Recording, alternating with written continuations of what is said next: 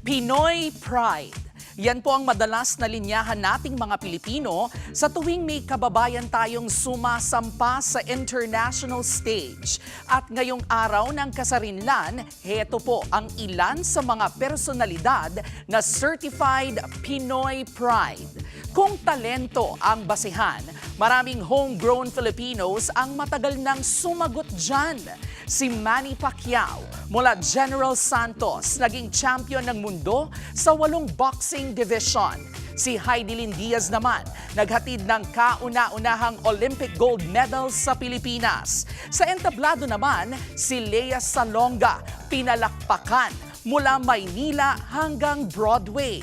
At sa mundo ng pageants, pinakinang ng mga reyna tulad ni Pia Wurtzbach, Catriona Gray at Megan Young ang pangalan ng Pilipinas sa buong mundo. Iba-iba man ang kanilang pinagmulan, iisa ang kanilang pinatunayan.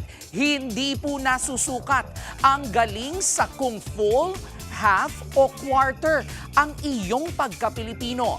Ang tagumpay, hindi nakabase sa DNA test, kundi sa talento, sakripisyo at resulta.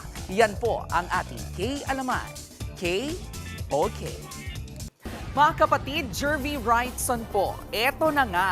Para sa latest showbiz news at iba pang K-Alaman, mag-follow at mag-subscribe na sa social media pages ng News 5.